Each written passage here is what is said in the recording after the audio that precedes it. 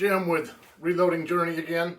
I just got another, I want to talk about the Lyman Pro stainless die set. One of the dies in particular, the sizing deprimer pit one. Quick story, I'm new to priming, I'm new to reloading. My first pull, I get dies all set up, get that resizing die in there. Hold on one second.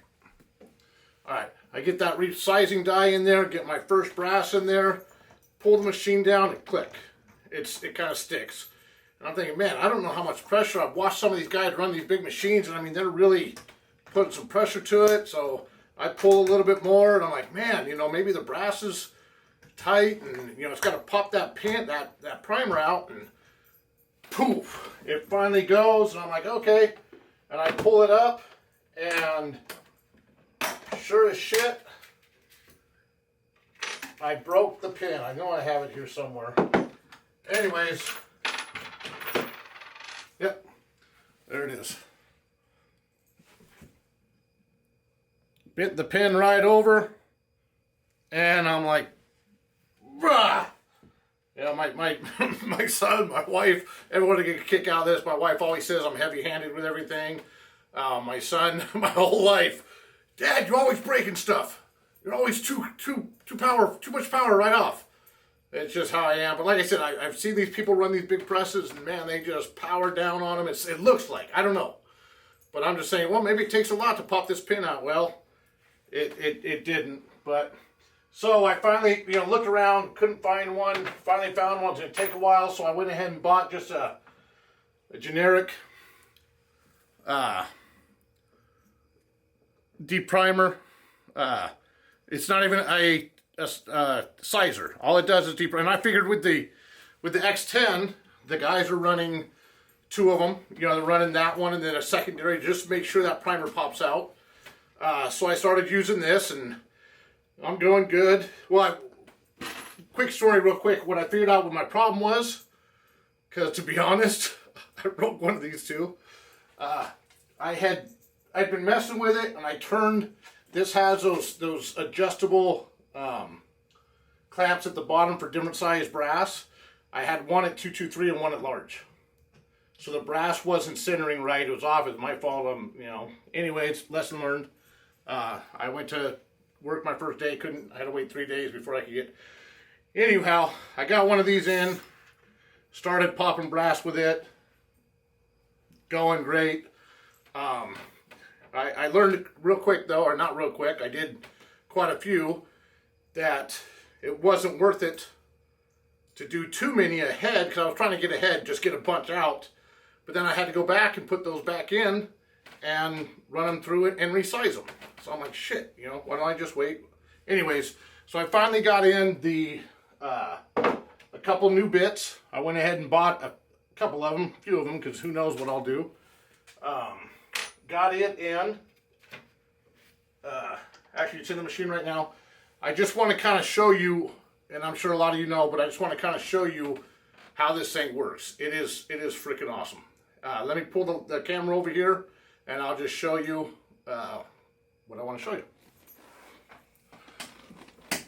All right, here I am back at the press again. First, I just want to kind of show you.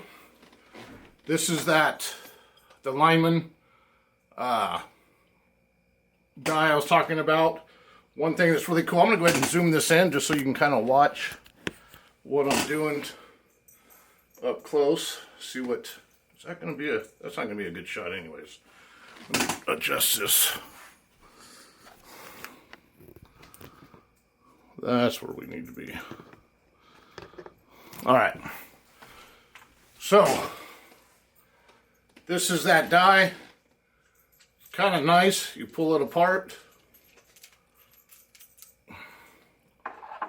You've got your punch inside, and it's spring loaded. I don't know if you can see that. So as you're pushing down, it's building up that spring. And I know when I was using this one, and popping them. Man, every 20th one or so, I'd always check them, or try to always check them, and the primer would be stuck. I'd have to put it back in or pull it out with my teeth and drop it in there just to finish it out. It would push it out and then pull it back in. Man, I threw this thing on there, and let me grab some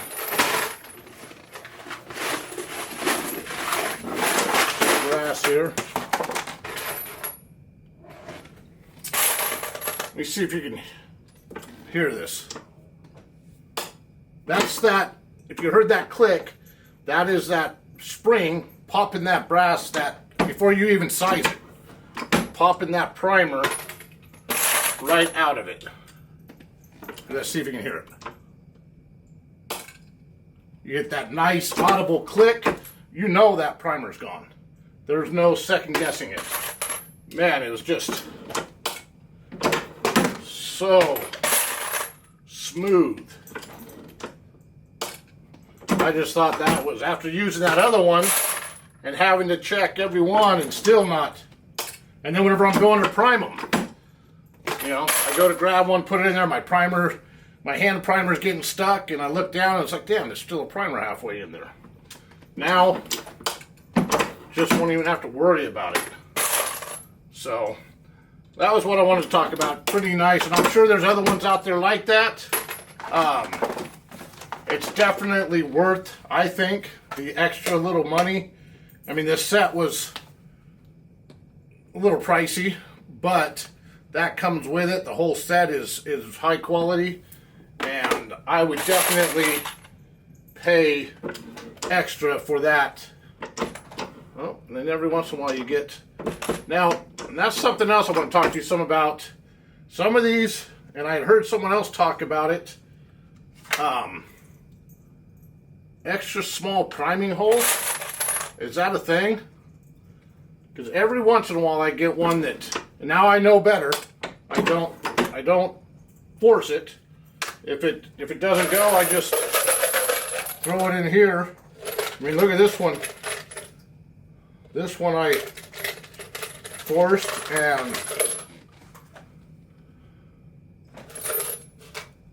I don't know if you can see that or not. It just pushed a hole right, the primer stuck in, and it just forced a hole right through the primer. But I got a bunch in here that just, if it doesn't want to go, I'm not forcing it again. It's not worth it. Learned my lesson. It only took me 2 broken pins, but I'm not going to break them. Just to save myself a 10-cent brass or whatever they are, not even 3 cents, 2 cents. By the time you reload them 5 times, and it end up being like 2 cents a piece. So, anyways, that was what I wanted to talk about. Thanks again. Another short video. Have a great night.